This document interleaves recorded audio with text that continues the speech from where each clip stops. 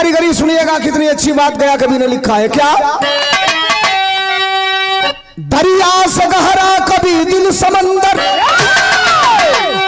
चंदन की जिसमें शीतलता भरी है, ज्वालामुखी बंद जिसके हृदय में, कविता की जिसके दिलों में परी है, जिसे सरस्वती बेटा कहकर बुलाती, होता निराला अरे कलम का पुजारी, बंदन सोलंकी करे जिसके गुण का, गया गीत का फूल बोया हजारी।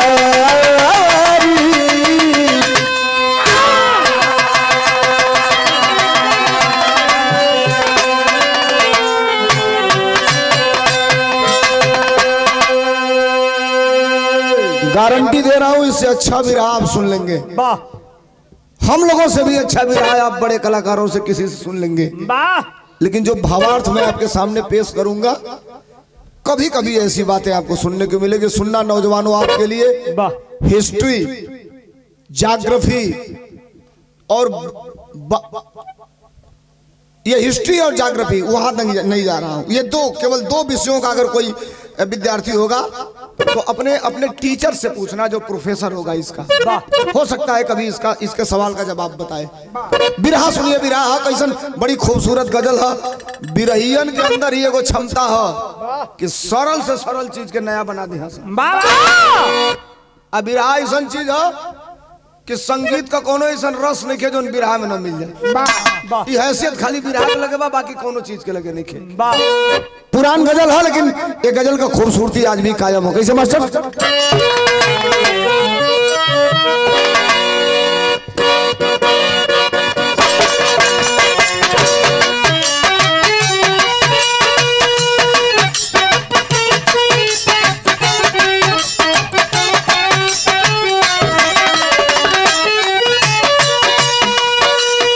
गजल हो, मेरा जिंदगी के मालिक, मेरा जिंदगी के मालिक, मेरे दिल पे हाथ रख दे,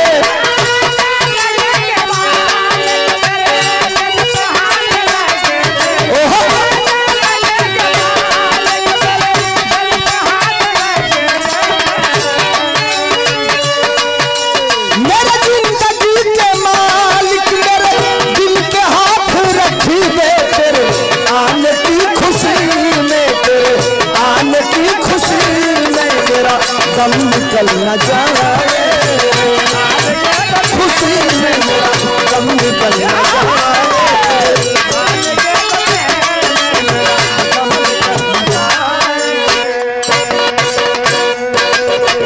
सुनिएगा, बिरहा में भी गया कवि ने लिखा बहुत बड़ी बात। क्या लिखा? होते नहीं कभी तो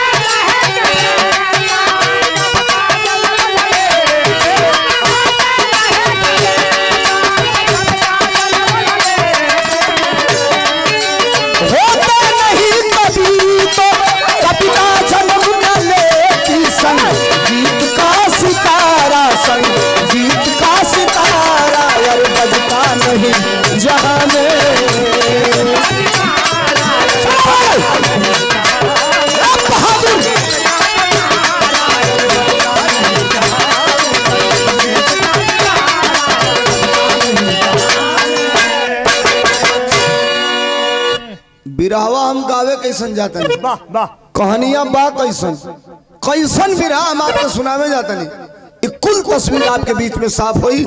बिरहा का शुरुआत है, सैर लग गई। कैसे मास्टर?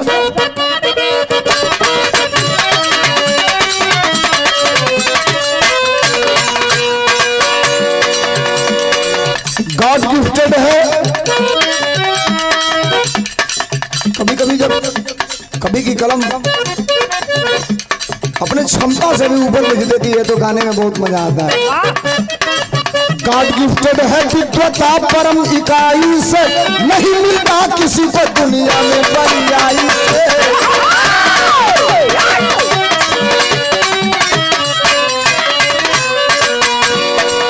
कलम की धार समंदर को मोड़ देती है, वक्त के खौफ से बेखौफ होकर लेती है।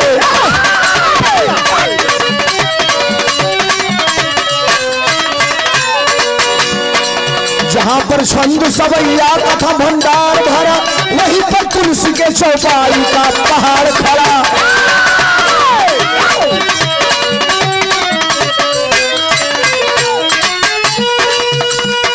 मानस पटल पर जब रामचरित छाया है,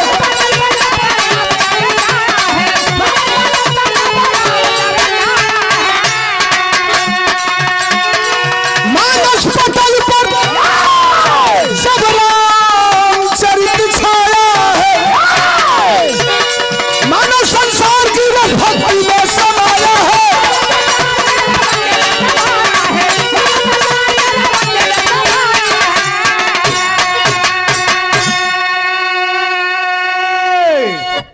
अब तक आपने गीत सुना, एक अध्याय विरह का खत्म है, लेकिन इसको समझ लीजिए। वाह।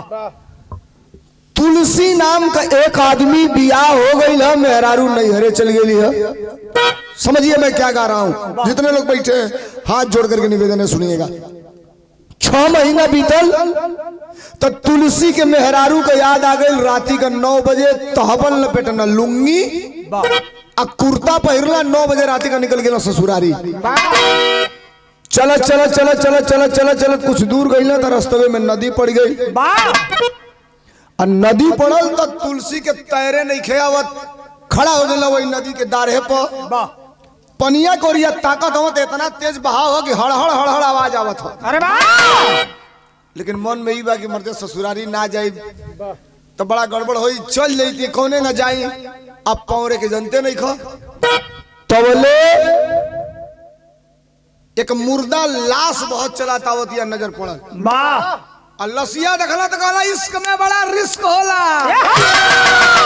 ए तो जो लसिया सामने आई तो हचाक दे कूद गईला। अब कूदला वही लसिया पर छपाक दे जाके गिरला।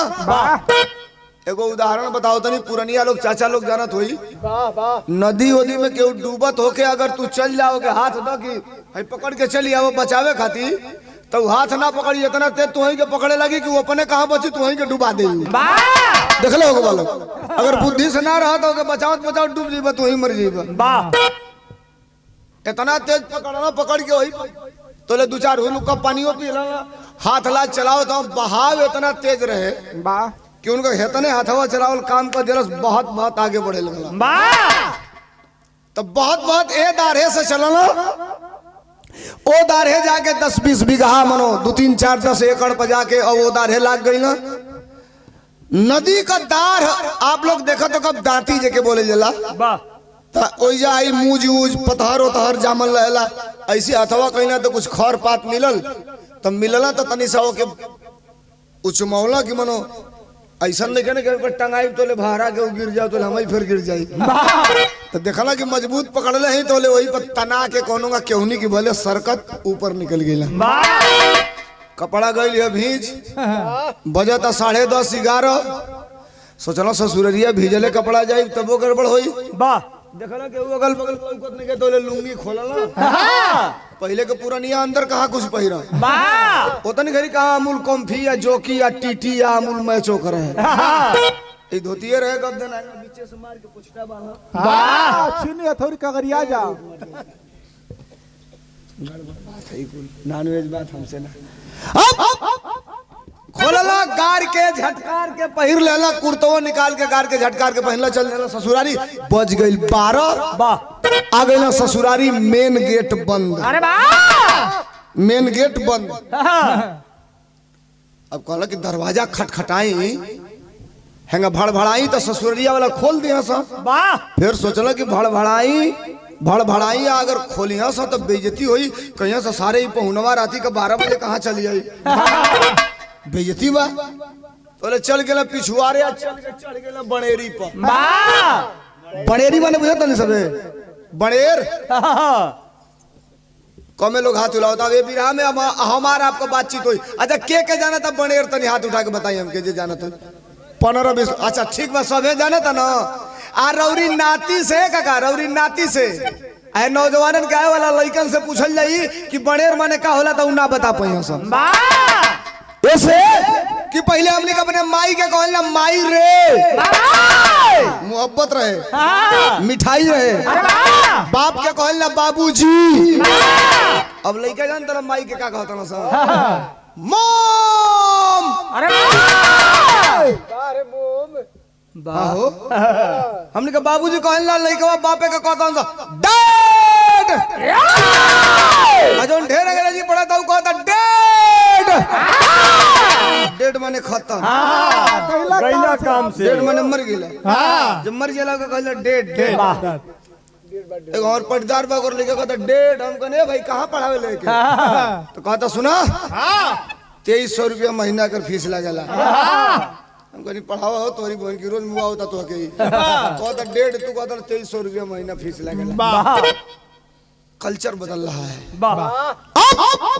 बड़ेरी पे चढ़ाना पैर अंदर डालना जोन बड़ेरिया रहेला ओ बगल से बगल वाला कोई के पकड़त आगे बढ़त बीच अंगना में अइलन नीचे तकला तो 25 फुट ऊंचाई है। सोचल कुदब धम दे आवाज होई अनहरिया रात तो कहीं ससुररिया वाला सारे चोर चोर कही के 10-20 लाठी मत मारे लगा सही में। बाद में न चिन्हाइब की पहुना है पहले 10-20 लाठी दे दे। अरे हन के सही रही चले सोचला का करी तो एगो बरहा नियर लटकल रही बनेरिया में से बरहा बुझे तली से ना रसरी बस वे बरहावा नियर जौन रहे के पकड़ के उतर गेल नीचे। ई जानकारी बा के हमार मेहरारू कोने कोठरी में बिया बट्टो बट्टो तनहारे कोनो में गइल दरवाजा हैंगा ठेलला खुल गइल। अब भैया भैया सुनी भैया सुनल जा अब भीतर गइले तो नरहरे पर खटिया की पाटी से लागल तो कहला ओ ये खटिया है तो ले पकड़ला पटिया वही पे बैठ गई ना हाथ हिलौना तो मेहरारू के मुंह पे चली गई। अपन मेहरारू हुआ दूसरे का रही तो भाई डर लगी। अपन बाप लालच बड़े लागल कहला कि बोलब ना तनी साउरी हटवा नीचे करी बस सरकार के हेजा ले ले तनी और नीचे कर दो पहले जो हेजा हाथ कइला मेहरारू के गुदरावन बरल एके बार हौहा के उठल कलस खबरदार के हो चुप चुप चुप हम तुलसी आई कल तक तुलसी हवा तरतिया के 12 बजे चौकवासल कहां चली आइला आ गईली कहो गेट बंद है इला कौने पड़े कहला बड़ेरी चढ़ली भीतर अइली बड़ेरिया पर एगो बरही रहल लटकल हुए पकड़ के उतर गेली। कहती यार रोज घर में हम रहता नहीं तो कहीं बरही नहीं खे मिलत के मेरा बरही मिल गई बस मेहरारू जरौला ढेबरी ढेबरी माने बुझे तनी सबे चीन साइड वाला से इंडिया के ना हवा से अरे दोनों कुदन खइले आमचुंग वाला हवा से। अच्छा देखा लो से मत आधा मिनट बड़ी सुधीर नेपाल में हमारे मित्र हैं नाम है प्रमोद यादव सांसद हैं नेपाल में पोखरा के बगल से।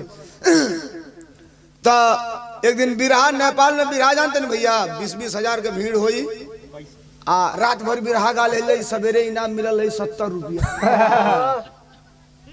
हाँ हो वो नेपाली नोट वो नेपाली सारे कौन 20 का कौन 50 का बुझेबे ना करिया नारे देख लो वो 40% कट जाई घटिए जे हमरे को इंडिया में खुखुरी ले बैठी हां सा आई खाली मुड़िए लौकी इनाम 1 रुपया ना लेकिन बड़ी भीड़ होला। अब सुना उ नेपाल में बिरहा करा देना गइली जा तो राती के बिरहा गा के दिन में चल गई राती के बिरहा रे एगो होटल में रखो 5 स्टार सुनिया लोग भैया। तो हमन से कहला कि भैया जौन खाए कोई यही मीनू बा मीनू यही में ऑर्डर कर दे बोलो तो खाए के मिल जाई।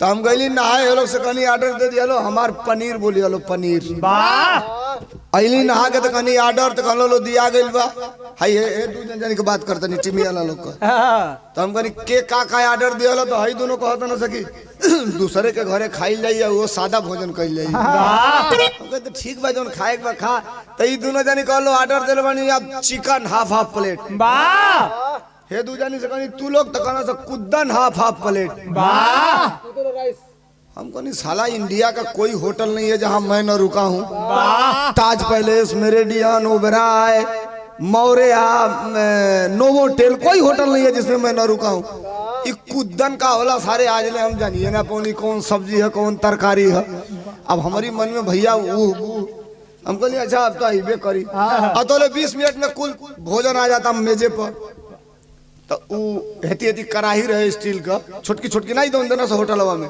भारी भारी के रहे रस्सा तो दूध रोटी तो सबे रस्सा से मार दिया गरम गरम दूध रोटी हम कहनी सारे ही कुदनवा कुल के देखिए नहीं की पावत हो का तो हम कहनी अपन पनीर गिरावत थरिया में हम कहनी देहात का आदमी सारे हमें ना खाई बस अपने थरिया में गिरौली तो रहियो दोनों अपन अपन चिकन थरिया में आ तो ले यो दोनों जानी अपन अपन कुद्दन थरिया में तो हम ढंग से देखनी कहनी रे कुद्दन माने रे तो कुद्दन माने जानता नहीं का रहे मेघा मजा होता ना दे मेघा वो कदर बनल है हो गोड़ो काट के झुरवा दिल से सुनी पेटवा में से निकाल के आ झुरा के ले जब बनाओ को तो पानी में डाला तो फूल जा आ बेसन में लपेट के फ्राई करके आ वही मटन वाले ग्रेवी में डाल के दू पीस हाफ प्लेट हम कहनी बुझा तला लो कहना से कुद्दन हम करे मेघा अरे बरुआ इतना ना उल्टी कहना था कि काहे के खाना खाई ना कुल हो या मेज खराब हो आधा आधा प्लेट है दोनों गण भवन के आइले है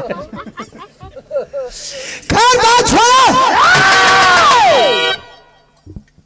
मेहरारू ढेबरी जरल ढेबरी माने दिया होला माटी को में बत्ती रहला किरासन के तेल जरल तुलसी के मेहरारू ढेबरी जरोना सकलस की चलबत देखी कहां बा ऊपर रहिया आगे आगे मेहरारू पीछे पीछे तुलसी आ ए भैया जो जो नजदीक बरहिया के आवे दियवा लेके त्यों त्यों ऊपर रहिया जो लटकल है बरहवा नियर ऊपर माहे होत जाओ आ जब नजदीक आइली तो लेके बार फोई देखैलस करिया नाग तुलसी देखला तो कहला दुहाई सरकार की उतरत की बेरी एक बार फोई देना कहला ना तो ससुरारी आइले सोच गेल नहीं था अब मेहरारू देखला सारे ई तो सांप पकड़ के उतर गइला ताना मारलस करस खबरदार जितना रिस्क हमसे मिले में उठौला उतना रिस्क अगर भगवान के भक्ति में उठा ले रहता तारे जिंदगी का तारन तार हो गइल नहीं ए लगल बात का चोट कल सुन तो ताकम नाच के बाद तोरी ओर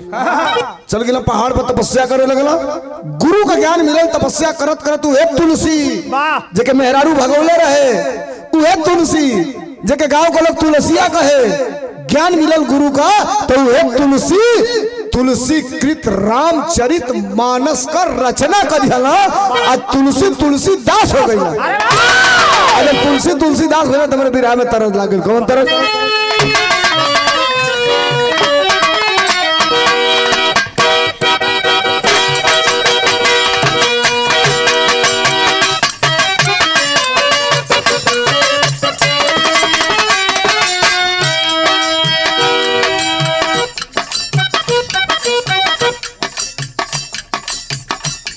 एक मास्टर बजाओ तुम अरे धीरे से हो भैया मोर भैया साड़ू भाई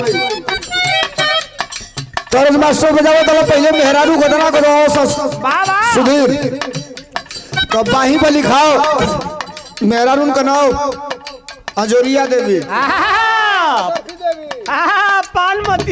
पानमती अनारकली पहले मेहरारू लिखवाओ सब गोदना गोदवाओ सब लइका गोदवाओ तना सब गोदनवा का नाव बदल के हो गइल बा टैटू मेहरारू बाही पे गोदवाओ सब यही जा गोदवाओ तना से आ इतने ना एगो हमरो में बा बाबा इंजनों पर ले लेता हूं इतने में ना YouTube खोल के देख ले ऐसा जगह गोदवाला तरह से देख ले तो दिन भर खाना खाए के मन ना करी एगो मेहरारू गोदना गोदवाओ तो गोदे वाली लिखल कॉलेज के कुछ लिखाई तो कॉलेज के लिखाई कॉलेज का लिखाई तो मेहरारू बतौले रहल का बतौलस चूड़िया परिणाम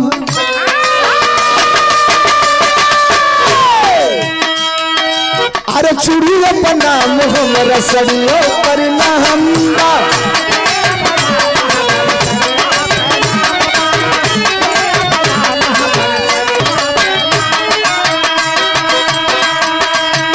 उनके खातिर हमारी जिंदगी तमाम बा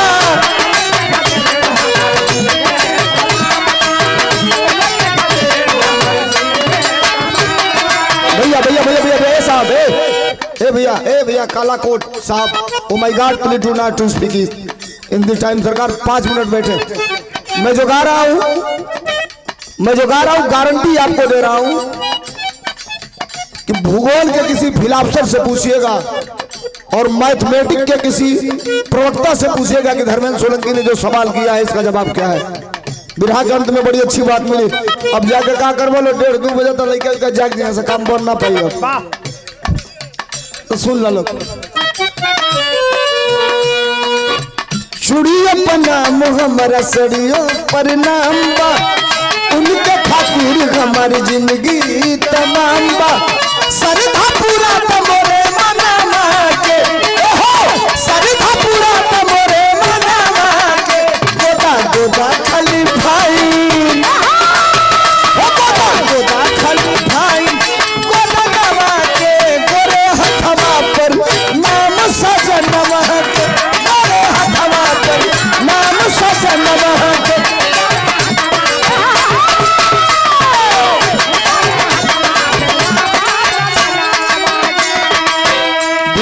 बिरहा में कभी जी दिख रहा तुलसी तुलसीदास हो गई ना आगे का बात कोई नहीं जाने ला अरे कोई नहीं जाने कब उदय हो भाग्य हो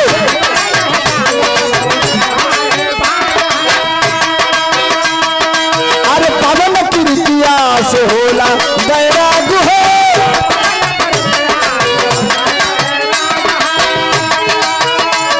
अरे नाम जग में बनेला कर मामा से नाम जग में बनेला कर मामा से नाम तुलसी का जुड़ल जहनवा से ख्याति पा गईले मानस रचनवा से ख्याति पा गईले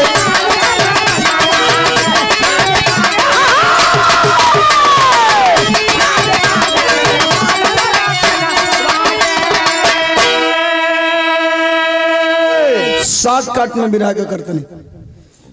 तुलसी तुलसीदास हो गई तुलसीदास हो गई ना पूरा दुनिया में तुलसीदास का चर्चा हो गई। एक दिन के बाद काशी नरेश राजा यह काशी नरेश राजा अपन दरबार सजौले रहना बैठल रहना भैया लोग बाबू लोग सुनिया लोग हम फिर कहते नहीं कि हमन से भी बड़े कलाकारों से आपको विराह सुनने को मिलेगा हम लोग से छोटे कलाकारों से भी सुनने को मिलेगा।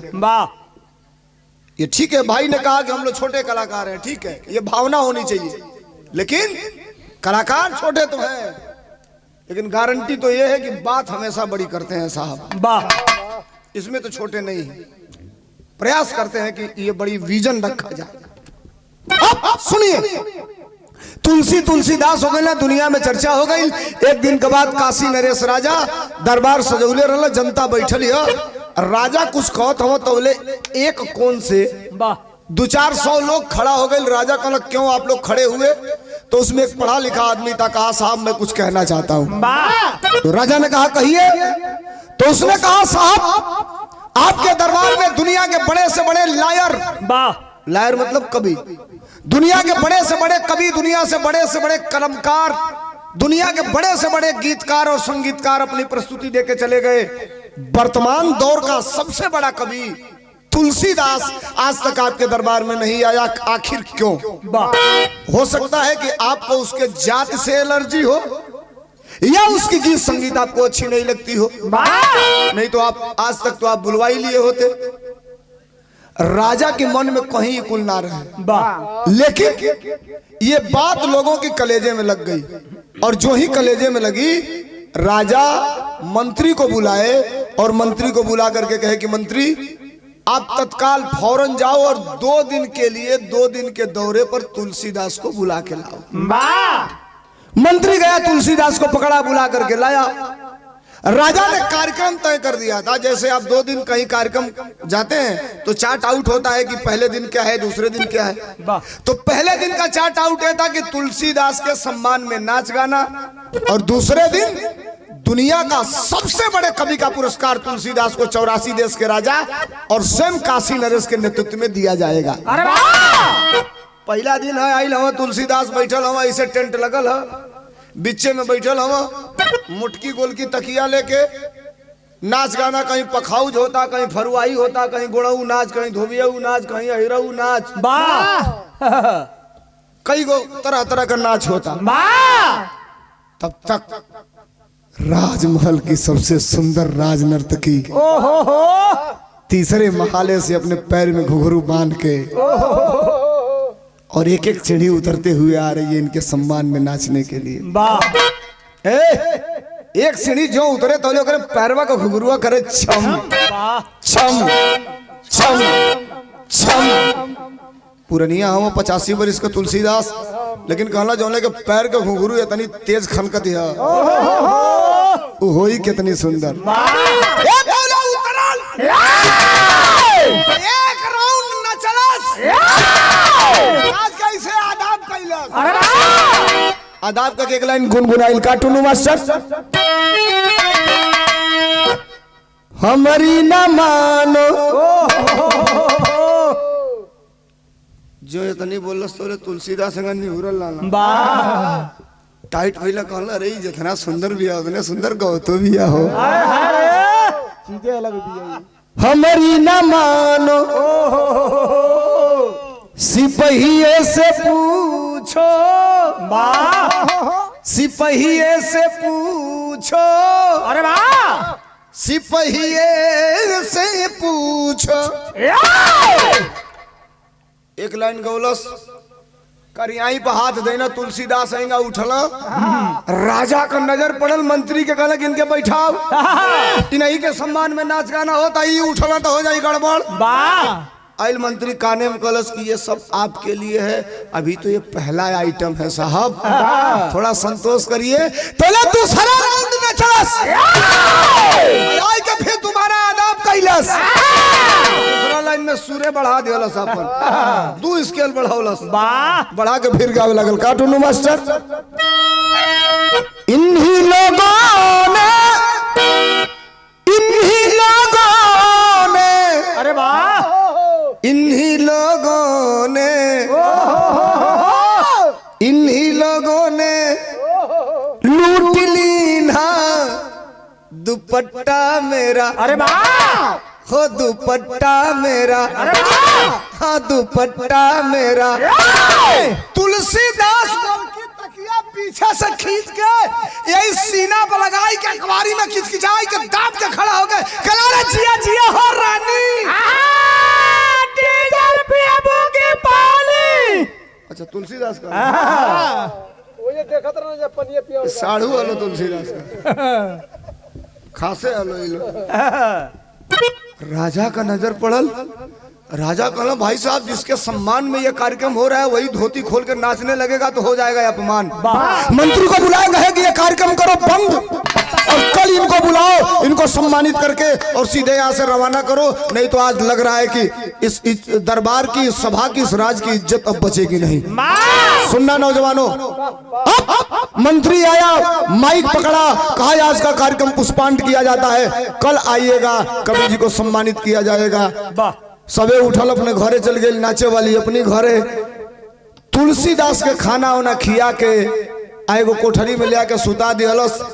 मंत्री कहलस एगो दरवान लगा कि जो ले सवेरे हम कहब ना तो ले इनके खोली हम मत निकले खाती। रात का 11 बजल 12 बजल तुलसीदास के नींदे नहीं खेया मत, उठ गई ना, केवाड़ी खटखटौला, दरवान दरवाजा खोलस, कलश बाहर जाने की इजाजत नहीं है। कल मैं तुलसीदास हूँ, सुनना मेरे मित्रों, विरहा कहाँ तक जा रहा। कल मैं तुलसीदास हूँ और हमको बाहर जाने दो, मुझे बड़ी इमरजेंसी है। दरवाजा खोलस, बाहरा गए कॉलेज की जा तला तो जा, लेकिन चलियो ही है ना तो नौकरी पे खतरा हमारी बा। उ काहे के बाहरा से आओ तुलसीदास निकल गए नगर में। और नगर में घूमत घूमत रात का 12 बजल एक आदमी मिलल हमसे। नमो कहा साहब आप? गया यादव तुलापुर है। तुलापुर। लेकिन ये जान ले बजड़ी बहुत बहुत काशी लगा धान रोपे तू उठा दिया पूरा बेकार। बजड़ी बहुत बहुत काशी लगा धान रोपे। का नाम है तुम्हार? गया भैया तुलापुर से 51 रुपया। बहुत धन्यवाद, बहुत नमस्कार आप सबके। नमस्ते प्रणाम। कई रंग के लोग होला। तुलसीदास और नगर में गई हम। एक आदमी रात को मिलल, इनके पहचानलस कलश के महाराज कहाँ आ गई? तो कहला एक मेरी मदद कर दो। तो कहला कौन मदद? तो जनो लड़किया दरबारवा में नाचे आई लिया, ओकर घर कहाँ तनी बता दा। आदमी देखलस कलश कहो कभी जी उम्र हो गई 85 का। वो लड़किया से भेंटो करा दी, अब भर दे रगड़ दे, ओकरी बादो एको फेस करंट आई हुई ना तारा में। रात का 12 बजे ओकर घर पूछा तला कला कला समझ रहे हो? माई पकड़लस लाके दुआरी पे खड़ा कैलस। अब लगला केवाड़ी भड़भड़ावे, नाचे वाली के बिराह में तरज लग गई। कौन तरज?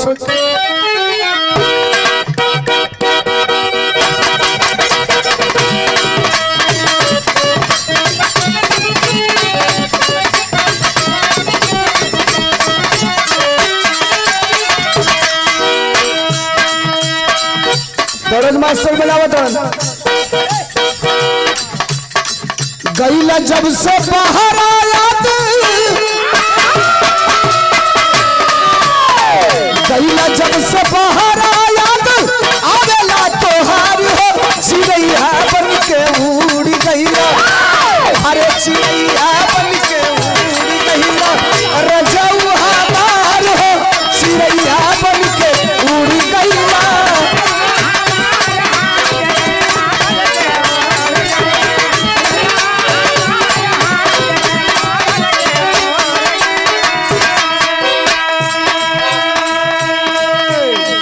रात में 12 बजे तक नाचे वाली का केवाड़ी भड़भड़ाई ना, आंख मीसत उठल, दरवाजा खोलस, देखती है मेरे दरवाजे पर दुनिया का सबसे बड़ा कवि तुलसीदास खड़े हैं। हाथ जोड़लस, कलश महाराज रतिया का 12 बजे हमारी दुआरिया पर कहाँ आएगा? कलश सुन, कहू तो विस्तार से बताई ना तो साठ काट में बताई। कलश मौका नहीं के जल्दी बतावे तू आइल कहाँ हुआ?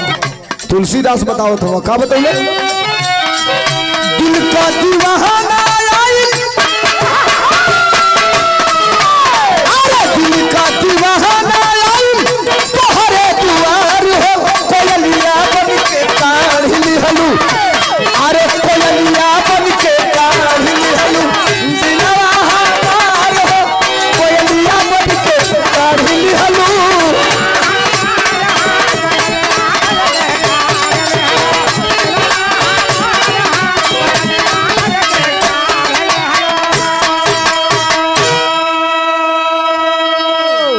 कलश तेरे दरवाजे पर आने का मतलब जानती हो? कलश का है 12 बजे रतिया का। तो कलश सुन, एक लाइन में बता रहा हूं, हमको तुमसे प्यार हो गया है। अरे प्यार हटल 2 मिनट नाचे वाली कोठरी के पीछे। कलश बुढ़वा के कोनो एक बोतल पिया के हमारे यहाँ टकरा नहीं खेने देले रतिया का। उम्र एकर 85 बरिस, हमार उम्र 19 बरिस के कहता हमको तुमसे प्यार हो गया है। ये कुछ अलग मैं करता हूँ। शायद जो जीनियस माइंड का आदमी होगा, जो पढ़ा लिखा होगा, जो थोड़ा सा भी थिंक करेगा वो समझेगा कि मैं क्या गा रहा हूँ। जो थोड़ा सा भी थिंक करेगा वो प्यार, प्यार को अंग्रेजी में कहते हैं लव। पूछना किसी हिंदी के प्रोफेसर से, प्यार को अंग्रेजी में कहते हैं लव। लव मीन्स प्यार। एलिफेंट मतलब भी प्यार हो सकता था, काऊ मतलब भी प्यार हो सकता था। सुनिएगा बुजुर्गों, अगर थोड़ा सा भी पढ़े लिखे होंगे तो सुनिएगा। लव मीन्स प्यार क्यों हुआ? LOVE लव, लव मीन्स प्यार। LOVE लव, लव मीन्स प्यार। L से हो गया लेक ऑफ सारो। ओ से हो गया ओशन ऑफ टीयर्स, वाह बी से हो गया वैली ऑफ डेथ, अरे वाह और ई से हो गया end of life. A lake of सारो, पहाड़ इतना कष्ट, ओशन ऑफ टीयर, समुद्र इतना आंसू, वैली ऑफ डेथ, जिंदगी और मौत के बीच में टकराना, एंड ऑफ लाइफ, जीवन की समाप्ति। वाह ये प्यार की परिभाषा है। इतने गरीब लड़का मोबाइल पर दिन भर में 76 बेर प्यार कर देना, 76 बेर हो। और सुनिए, आप कहेंगे कि धर्मेंद्र सोलंकी कह रहा है वाह हम अपने बेटे का बचपन अभी नहीं देख पा रहे हैं, वाह वाह तब तक मेरा बेटा जवान हो जा रहा है, ये मोबाइल की देन है। वाह 5 साल का लड़का जाना था कि यूट्यूब में कहा खोलल जाई तो कहा कौन फिल्म आई, वाह आ इतना सारे बाउर हो गए मोबाइल, निमनो हैंगा फेसबुक चलावो तो बड़ी को हैंगा, वाह पोस्ट देखा तला, पोस्ट हैंगा देखा तला, आ तो ले दादा निमन का देखते देखते वही में गप दे बिना मतलब को अपने मन आ जाता, आ ऊ ई ऊ करे लगा तो लगा काटा सारे कटते नहीं देखिए अपनी मन आ जाता वही। वाह हाँ हो बढ़िया देखा देखा तो अपनी मन में आ जाता, ऐसा ऐसा सीन आ जाता कि अगर कहीं बढ़िया आदमी के लगे बैठल रहा ना, एक जनी हमें बात बताए, 3 गो पुरनिया पिछला जड़वा में कौड़ा ता पतला सा चादरा ओढ़ के अपने में देखा तलू आए हाँ बोलू फिल्म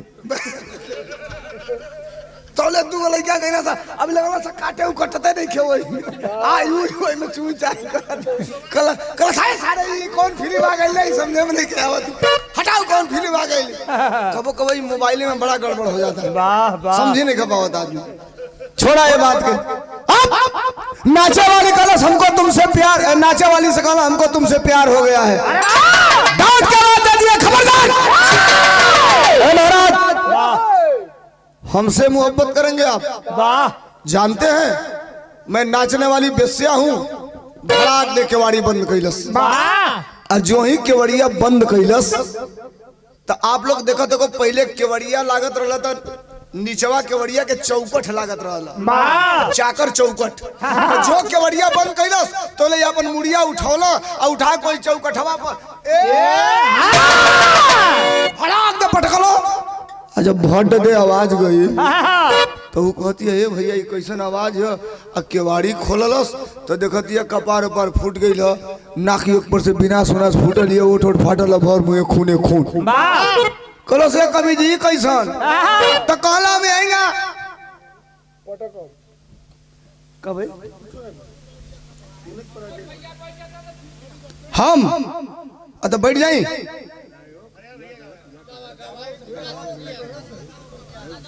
क्या भैया तनी खड़ा हो गया एक बार देखल चाहते हैं, हम चेहरा देखल चाहते हैं भैया, ना ना पिछवा के हो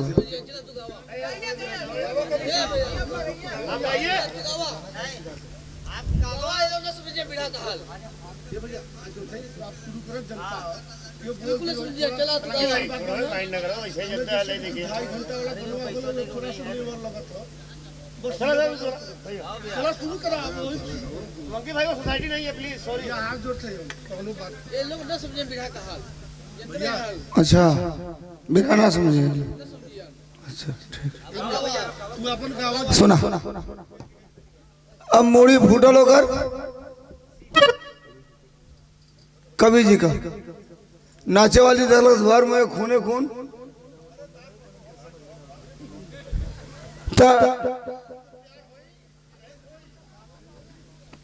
घर में जा प्यार करे वाली जो हो यहाँ तो के जा,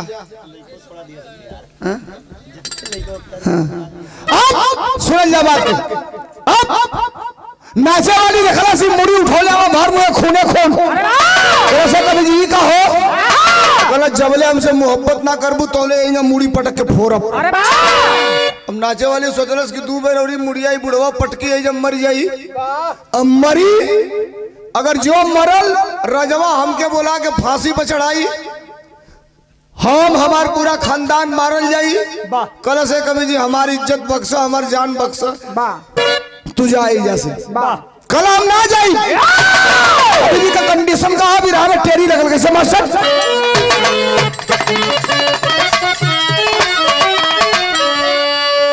देखा लिखे वाले का क्या कारीगरी है, कबीर जी रस में रसिया हो गए, बेटा सरस्वती का हुआ काम के बस में। कहा बिरहा सुनने को मिला था कि साधुता से संत बड़ा, कामिनी से कंत बड़ा, ज्ञान का मयंक बड़ा सूर्य के प्रकाश से। काम रूपी नीर जले, साधना का तीर जले, पंडित प्रवीण जले भोग और विलास से। बाला समझाए रही, दामन छुड़ाए रही, लाज ले लजाए रही कविता के ताप से। माने न बात कभी धरन चले हाथ कभी, अबला डेराए रही बावरा के घाट से। कलश है कवि जी, मान जा, प्यार करबो तो हमारी जिंदगी चल जाई। कलश सुन, जबले टाइम से प्यार ना करबे यही जा मुड़ी पटक पटक मरब। अभी जान गल की बुढ़वा मर जाई तो हमके फांसी हो जाई, कोनो जुगाड़ लगावो आई लिया। कलश की ना मनबो प्यार करबो तो कहलो प्यार करब। सुना लो जे बोलत रहल, अब यही ऐसे गारंटी देते हैं। सुनिया भी रहा बहुत सुन ले होगा लोग, 5 लोग सुन ले वालों, अगर 5 लोग पूरा सुन ले तो 5000 के बराबर में हम पहले में करनी है। बड़ी बात कहने जा रहा हूँ। कल इसके सुना, मोहब्बत करबा तो हम मोहब्बत करब, लेकिन हमारे को शर्त है। तो तुलसीदास कहला तो 1000 शर्त मानने के तैयार हैं। क्या शर्त बताओ मास्टर?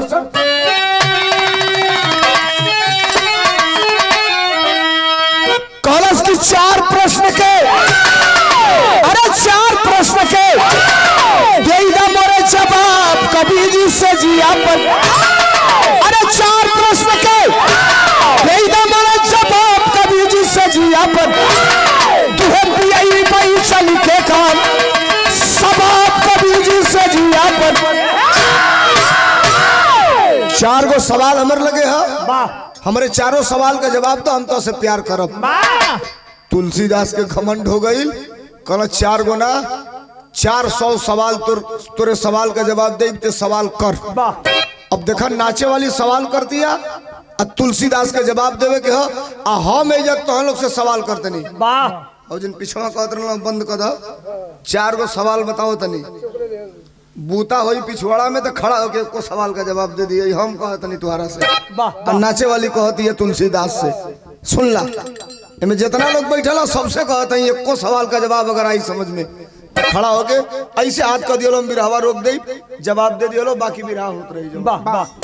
का सवाल करो बिरहा में तरज लगल, कमन तरज है?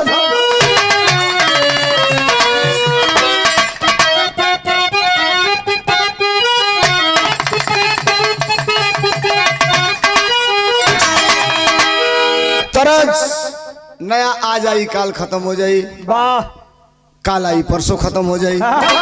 ओढ़ी ढोढ़ी वाला गाना ये सारन का वैलिडिटी 1 हफ्ता रहेला, 15 दिन 1 महीना। हई तरज जब से बिरहा शुरू भइल तब से आज जवले बिरहा रही तवले पुराने ना होई। रामदेव उस्ताद गाँव अपने जमाने में कैसे सरंगिया वाले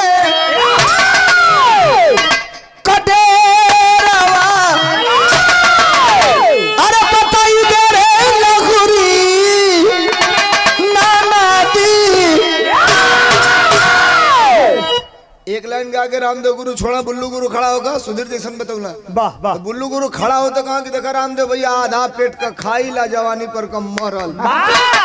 बराबर होला, एक लाइन काहे गौला, दूसर का लाइन बुल्लू उस्ताद सर का हो कैसे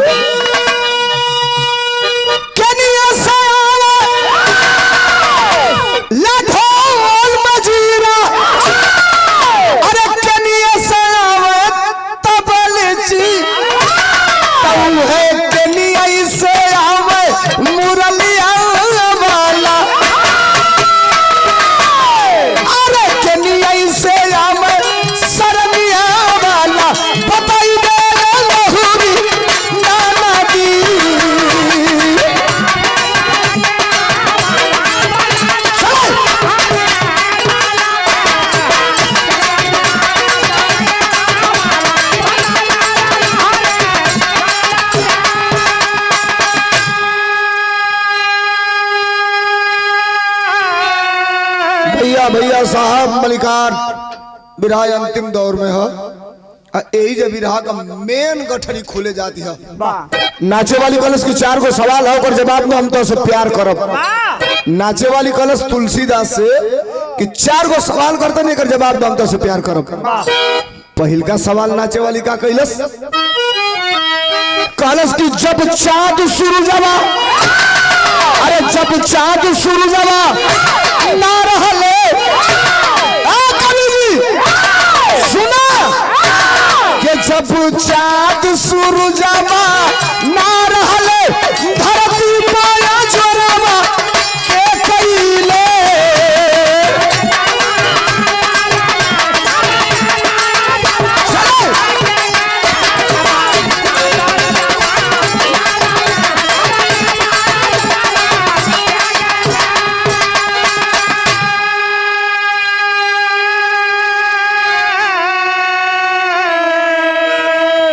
गुलाब भैया बिरहा कमेटी के अध्यक्ष गुलाब यादव जी की तरफ से 100 रुपया का पुरस्कार। रात भर बिरहा हुई दोनों भैया को है। 4 को जो सवाल है रात भर के बिरहा पर भारी है जितने लोग हवा लोग। पहला सवाल नाचे वाली कैलस कि आसमान में जब चांद और सूरज ना रहे तो धरती पर उजाला कैसे होके कवि जी एक जवाब दो हम तो से प्यार करब।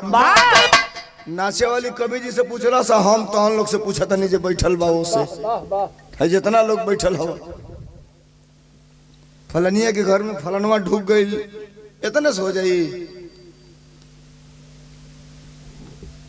क्योंकि एक दिन 150 ग्राम की बात क्योंकि समझे में ना आवेला कुछ लोग कही कि ना एक बंद करा दूसर गाओ ये कैसेट हो कि जब मन करी तब दबा दिला फॉरवर्ड करके रिवर्स अब बैकवर्ड कर दिया।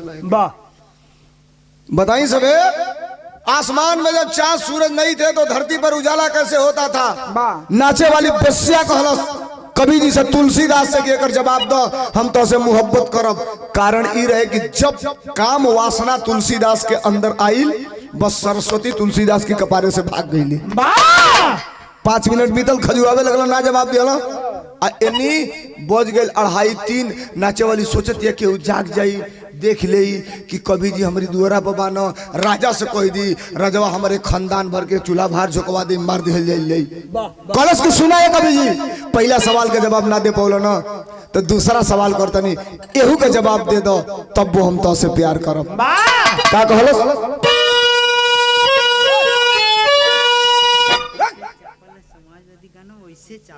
नाम बताओ।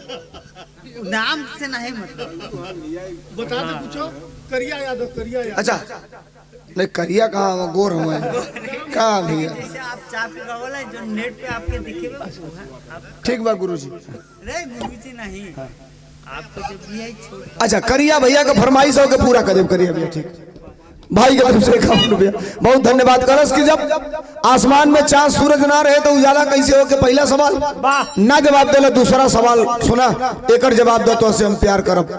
का कैलस टुन्नू भैया दूसरा सवाल कि जब चांद सूरज ना रहले तो धरती पे जो रवा के कैले करस कि जब नदिया सागरवा नदिया सागरवा ना रहले बादर काया दरवा के कइले।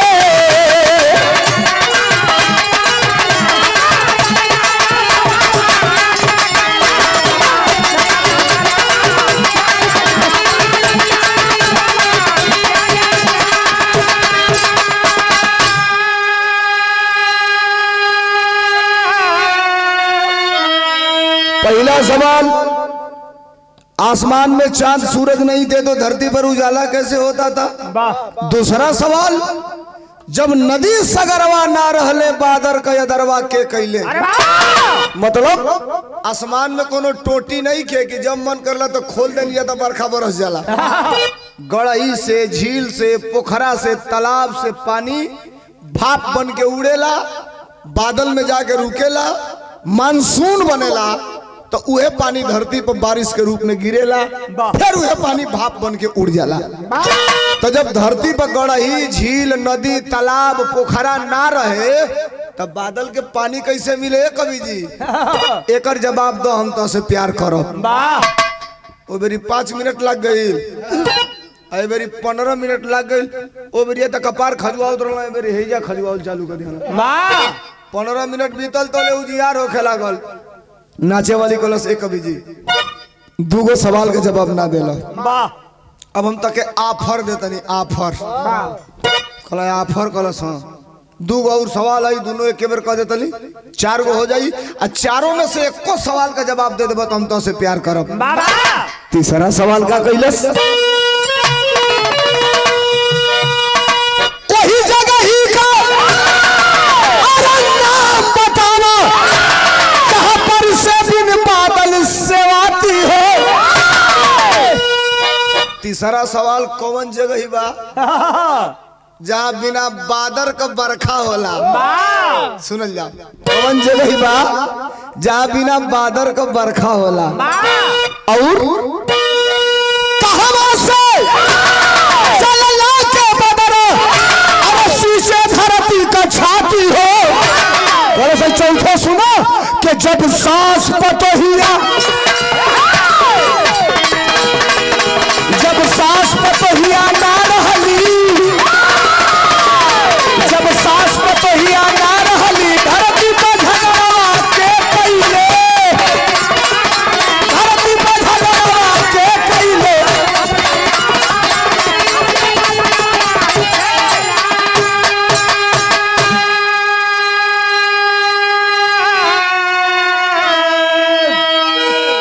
सुनेंगे तब तो समझ में आएगा ना साहब जो बैठ गया अब तक वो समझ लिया और अंतिम सुन लेना गारंटी दे रहा हूं हम दोनों भाइयों के बाद किसी का आप बिरहा सुनिएगा रात भर अच्छा बिरहा में पूरक भावार्थ दी एंड तक आपको वो कुछ मिल जाए जो जब जब याद पड़े कि मैं बिरहा सुनने उस समय गया था तो ये कहानी आपके दिमाग में आई थी वाह है गुर की पतर की छिनरी बुजरी 5 मिनट खाती रहो साहब वाह वाह आइयो माइयो काइयो ठीक भाई हो कुछ लोग के खाली ये चॉइस रहेला ये बिरहा है और ये वो बिरहा है जिस बिरहा में आपको दुनिया के संगीत का हर रस मिलता है सुनिए अब 4 सवाल वाह वाह आसमान में चांद सूरज ना रहला तो धरती पर उजाला कैसे होके नदी तालाब समुंदर ना रहे तो बादल के पानी कैसे मिले कौन जगह ही बा जहाँ बिना बादल का बरखा होला और चौथा सवाल की जब सास पतोहिया ना रहली तो धरती पर झगड़वा के कैले अच्छा ये भैया इतने कहत कहत बज गई 5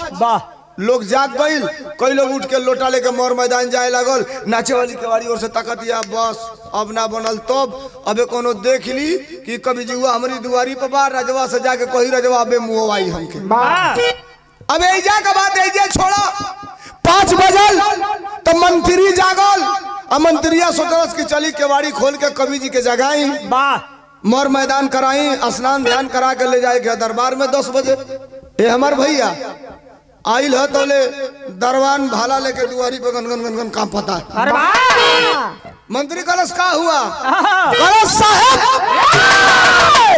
ताला बंद माल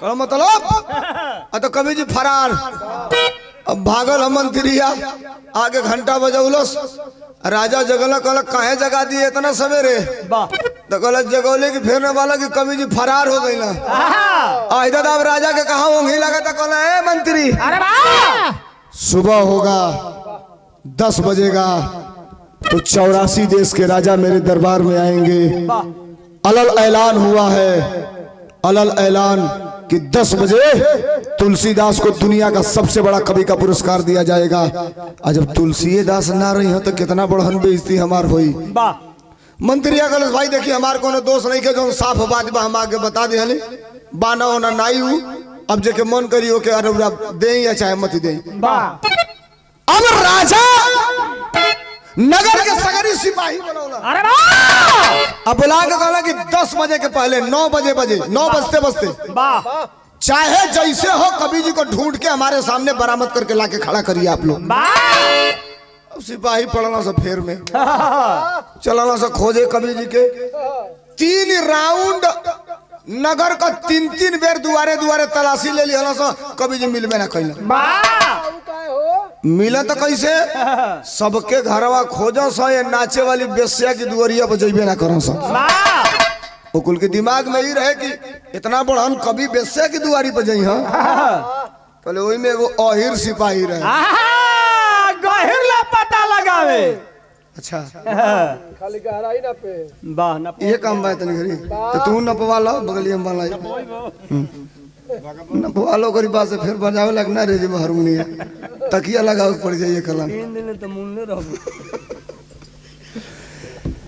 एगो सिपाही रे गाना सुना तो लोग के जहाँ जाए कोई जाते नहीं खलो तो कुल झुहा के पड़ना से कहा हो तो नाचे वाली बेस्या की दुआरिया कहा नहीं खलो जात तो कुल पढ़ना से कहना से दिमाग खराब है कभी जो वहां जाएंगे अरे वाह तो कहलो पैसा लगाता हो जगह में चलो एक बार खोज ले अल्लाह मिले तो ठीक ना तो माटी के बना के थोड़े दे ले वाह राजा से कहले भाई नाम मिलल अब हमने का कहल जाए वाह तो कुल कहला से एक एक ही आगे चल आगे आगे ही पीछे पीछे सिपाही 10 बीघा दूरी पर रहला से तो ले देखा कति कहवा कुकुर ने निहुरल हवा कभी जी वही दुआरी पर हम प्यार करोगो दिया जवाब दो तो हम प्यार करोगो सुनला सही तो प्यार मोहब्बत का बात चला था वाह तू का दौलला से सिपाही है कभी जी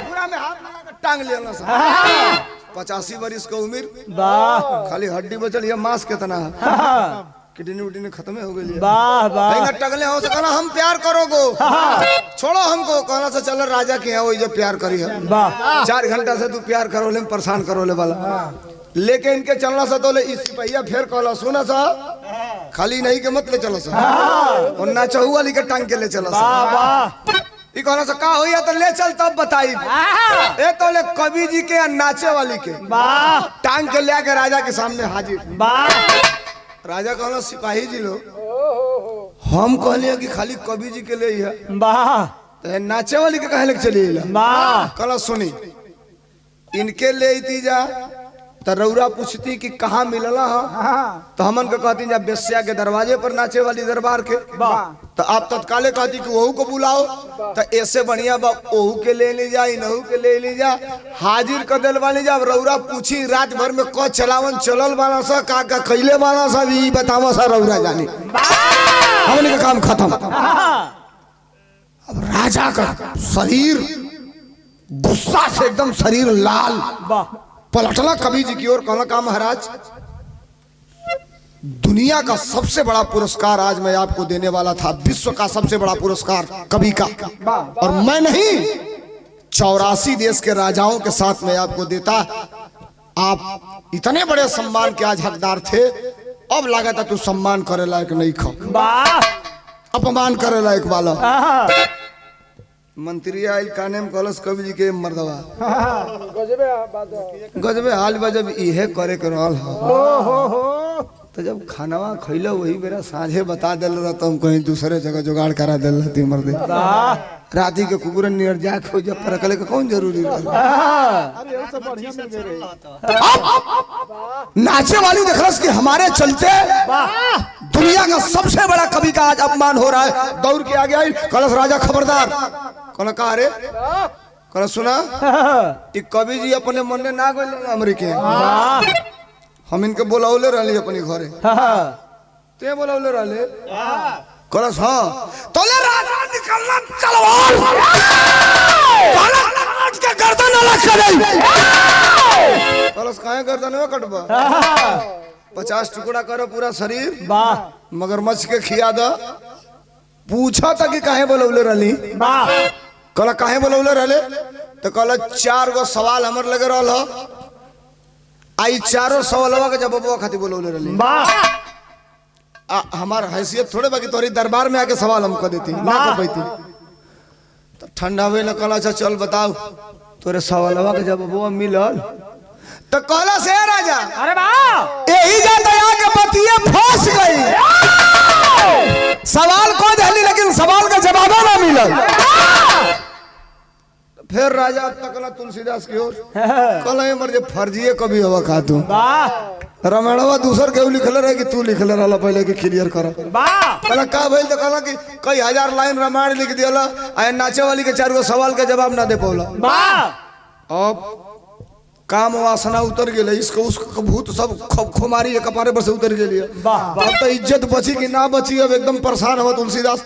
हाथ जोड़ला ऊपर तकला, याद कैला सरस्वती के कहला मतारी जल्दी आवा, वाह वाह ना अबू तो आज भरम अगर बिगड़ गई तो कालिए अपने हाथे गटई में फांसी लगा के मरब, परसों से फिर तुलसीदास से धरती पे दिखाई ना दिया। वाह अब प्यार मोहब्बत नहीं खेत इनको दिमाग में। और जो याद कैले तो हजाक दे सरस्वती अली है कपारे पर, और जो अली तो तुलसीदास कहता ए राजा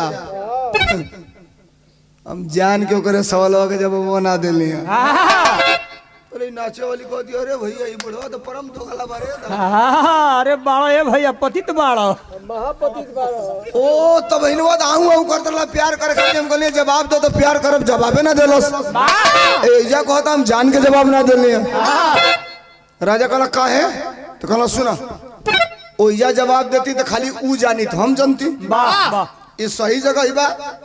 एजा जवाब दे तो ऊ जानी हम जानब, तू जनवा ही बैठल सगरी लोग जानी 84 देश का राजा जनी। वाह तो राजा कहला चले एजा जवाब दो। वाह नाचे वाली से कहला अरे तोर सवाल का रोल बताओ, तो कहती है पहला सवाल जब चांद सूरजवा ना रहले धरती पे जोरवा के कैले। बाबा गुलाब भैया तनी बैठा है चारों सवाल का जवाब, वाह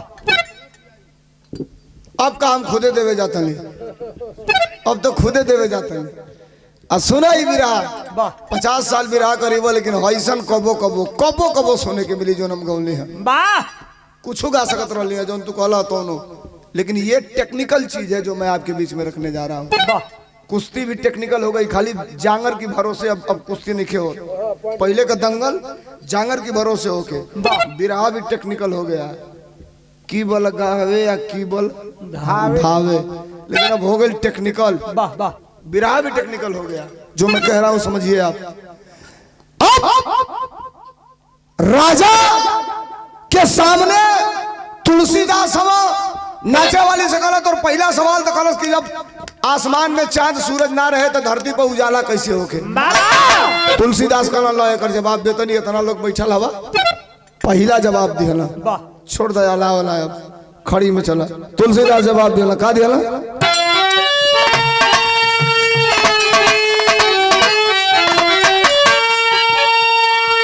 काला के बिना चांद सूरज के अमर उजाला निकला, अरे सुनिए सप्तऋषि के तप से सूर्य निराला निकला।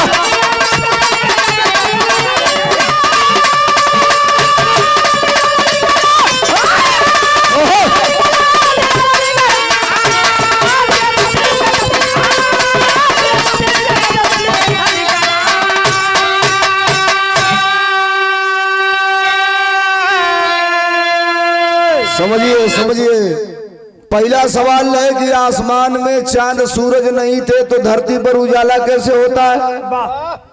तुलसीदास जवाब दिया बिना चांद सूरज के अमर उजाला निकला, यही जो समझ ले बोलो बिना खत्म हो जाए। और सुनिए सप्तऋषि के तप से सूर्य निराला निकला।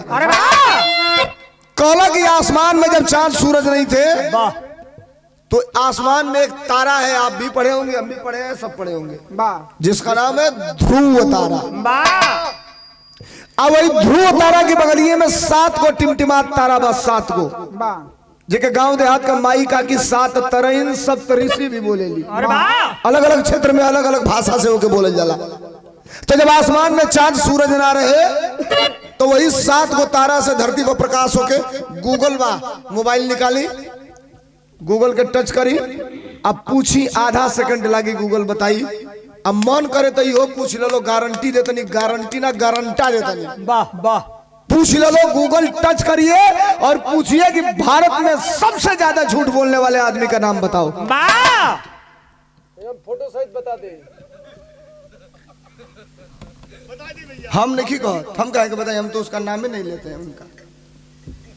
गूगल है, गूगल के टच करोगे जब गूगल महाराज भारत में सबसे बड़ा झूठ बोलने वाले आदमी का नाम बताओ, 2 अक्षर का नाम बताइए 1.5 सेकंड में, 1.5 सेकंड में नाम बताइए।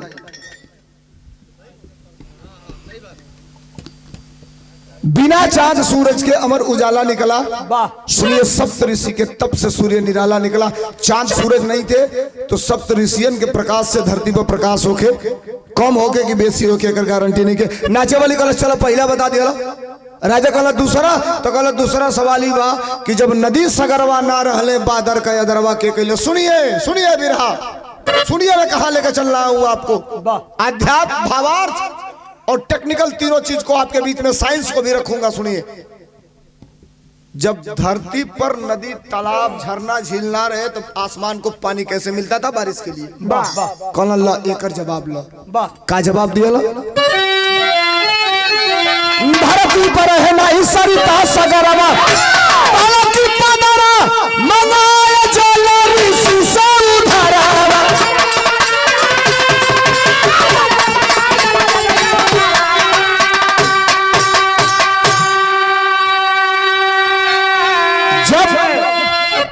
धरती पर नदी, तालाब, झील, झरना ना रहे तो बादल को पानी ऋषियों के कमंडल से मिलता था।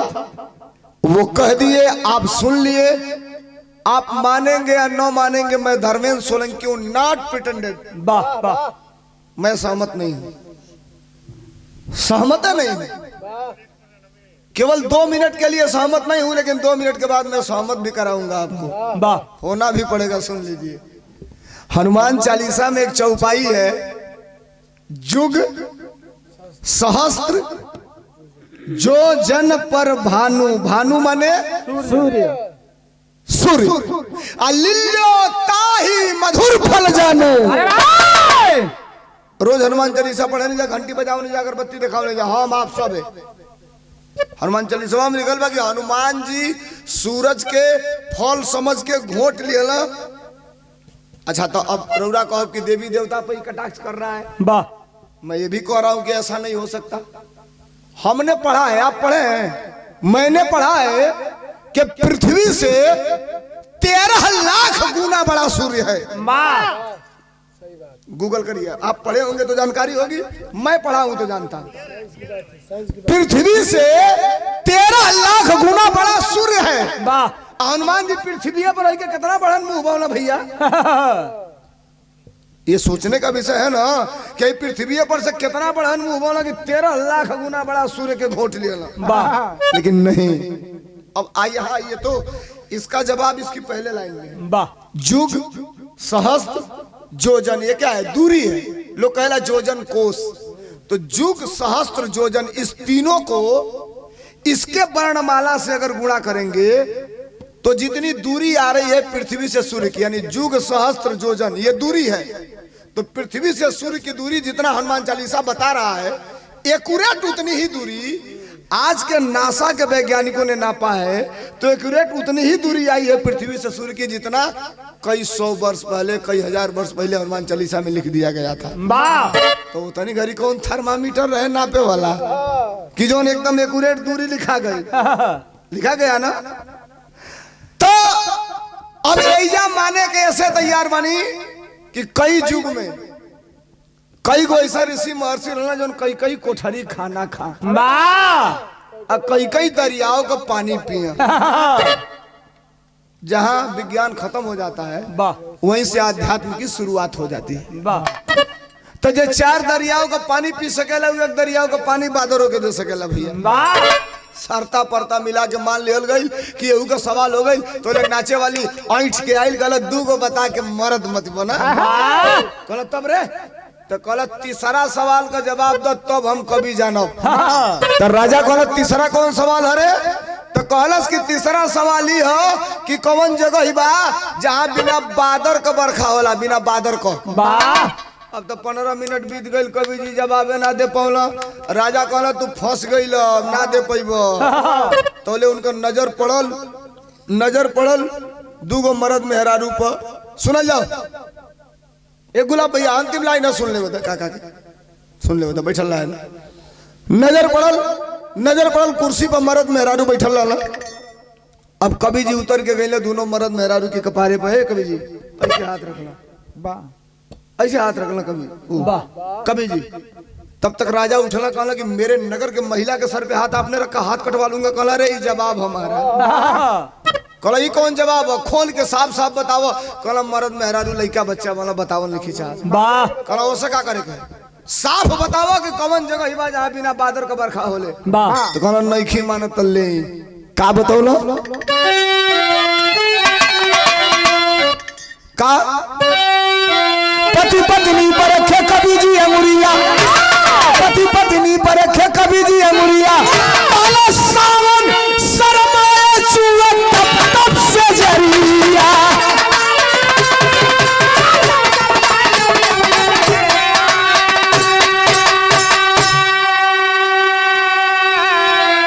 काला की काया के काया से अरे गरम मसाला निकला। पति पत्नी पर रखे कवि जी अंगुरिया, सावन शर्माए चुए टप टप से जरिया। मर्द में रारू के कपारे पर हाथ धैले हुआ। राजा कहला जवाब? तो कहला ये जवाब हलो। कहला ये कैसे आता? ये लोग बिना बादर का बारिश करावे लालो। कहला ये मर्द कवि जी खोल के बताओ। खोल के आ गई ला मंचे पर, भैया आ गई ला मंचे पर। कहला साहब देखी ई मर्द मेहरारू बिना बादर का बारिश करावेला। राजा कहला कैसे? तो कहला ले जब पति पत्नी एक साथ बिस्तर पे होता है। वाह एक तू ना जन्म सुधीर ऐसे तार मतलब लिखे वाह वाह के अरे करैबा न अबे तब जानिए करैबा तब जनी अबे कैसे जान जी? कौनी पानी आवेला। ये खुदे स्वीकार किया है भाई, तो हम कह रहे हैं क्यों कभी स्वीकार किया है इन्होंने। भाई बताओ भैया यूट्यूब वाला हम थोड़े कहले अपने पहले कहे हम न कुछ। अरे प्राइवेटो कहल रही थी स्वीकार कर रही तो हम मान लेते कि भाई तक जानकारी है। अब डीएनए उन्हें तो हम लोग करा लो। हम तो देख ले बनी डीएनए बम्बई का। अब चलनियो कहे कि हम पानी रोक ले तो ये मूर्खते न बा। चलनियो कहे कि हम पानी रोक ले तो या तो अनहर सुने वाला नहीं तो चूतिया होके एक्सेप्ट करे वाला। 72 गो छेद रहेला। पति पत्नी पर रखे कवि जी अंगुरिया कहले साहब मर्द मेहरारू जब एक लगे बिस्तरा पे होला आपस में संभोग करेला तब वो पानी निकले ले दही में से होकर बादर का जरूरत ना पड़े ले। एकदम लबालब भर जाला। बारे भाई बा मामूली एनर्जी बात हो लगे जटिया वो हो गल बोला तो ना ये ऊपर मत ले। पति पत्नी आपस में संभोग करते हैं उस समय भी बादल की जरूरत नहीं पड़ती है। राजा कहला चला यो सवाल मान लेने कर सवाल का जवाब सही है। नाचे वाली कलश अंतिम सवाल कहला का आता जब सास पतोहिया ना रहली तो धरती पर झगड़वा के कैले? कहला 3 गो बतौनी चौथा छुटकी बजा के बताई। कलश बतावा तो चौथा बताऊना का बताऊना? धरती पर हलीना सासिया बहुरिया काला ज्ञानी अज्ञानी कैले आपस में झगड़िया।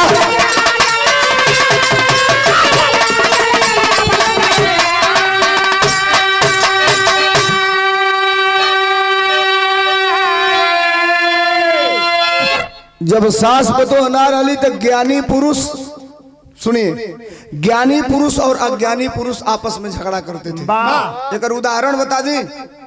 एगो लड़का आपके घर का होके खूब पढ़ल हाई स्कूल इंटर बीए एमए बीएड कैले होके तो ओके एगो कुर्सी पर बैठा दो आ वही जब सटले एगो कुर्सी लगा दो एगो मोदी जी के भक्त होके ओके बैठा दो हट जाओ जैसे गारंटी देता नहीं आधा घंटा बीतत बीतत पटका पटकी फैटा फैटी मारा मारी नोचा चौथी गाड़ी गरौजा अगर दोनों में ना हो गए तो फिर जवन न तो जानता लगा है जो लड़का पढ़ल का लिखल बा कही कि नौकरी नहीं मिल रहा इस सरकार में। वाह तो जन मोदी जी के भक्तवा बाबू कही ए मर्दे का हुई नौकरी रे 5 किलो गेहूं मिला था ना यही पे फिट वाले जाओ।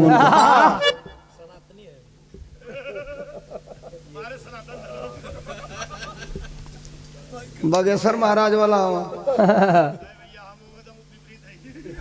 ए दादा 2 दिन पहले पर्ची निकाला था कि इंडिया फाइनल जीती। एक पर्ची निकल 2 दिन पहले पर्ची निकल गए हमने को बिहार है छठी के दिने तो कौन आधा घंटा पहले आधा घंटा बाद हमने का तनी बिरहा चालू हुई बैठ के टीवी देखा था तो 2 बजे जाके बैठा था ना से जब वो ग्राउंड में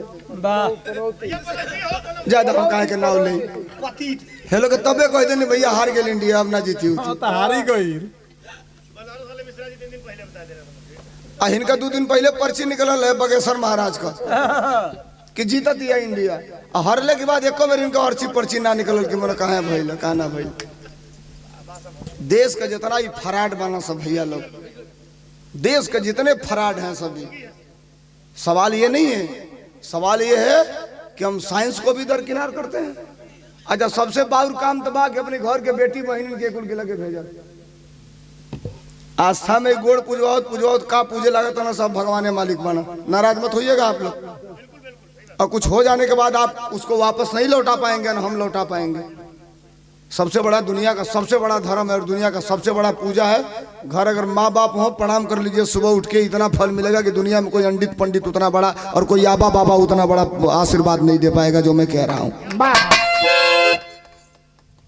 मेहरारू मर्दे से फैटा फैटी कह के जाता दिशा फैटा फैटी हो बिगड़ जाता इतनी करे शिव चर्चा चलल बा लीलम दीदी हरिंदर भैया वाह देश का जितना उर्रा वाली सब हाँ हो भैया भोजन नहीं के मिलत घरे कई जनी के ओ शिव चर्चा की चक्कर में छोड़िए इस बात को जहां जिसका चारों सवाल का जवाब दिलस अब चारों सवाल का जवाब मिलल कवि जी के द्वारा चारों सवाल का जवाब मिलल कवि जी के दुनिया का सबसे बड़हन कवि का पुरस्कार मिलल विश्व के सबसे बड़े कवि का पुरस्कार मिला ताम्र पत्र लेके एक आँखी में दबा के कवि जी जात हो तो पीछवा से कानवा पर ठोकलस नाचे वाली है कहा रे तो कलश की हमसे तो से तय रहा कि जब चारों सवालों के जब बबुआ दे दे तो से प्यार करो करो तब तो कहती है चलो निया चलो हो जाओ इकले भाई देख ये ट्रांसफार्मर जर गेल कितनो रगरवे में करंट आई हुई ना तू तो भैया एकदम मौगे बड़ा के अरे भाई तुलसीदास से कहली वो कहला नाचे वाली मामूली तालो मंत्री बने लो टीचर अब कहना भैया हमार पिंड छोड़ तुलसीदास अपनी घरे नाचे वाली अपनी घरे बिरहा हमार खत्म भइल छाप जितना देर में बोलब छाप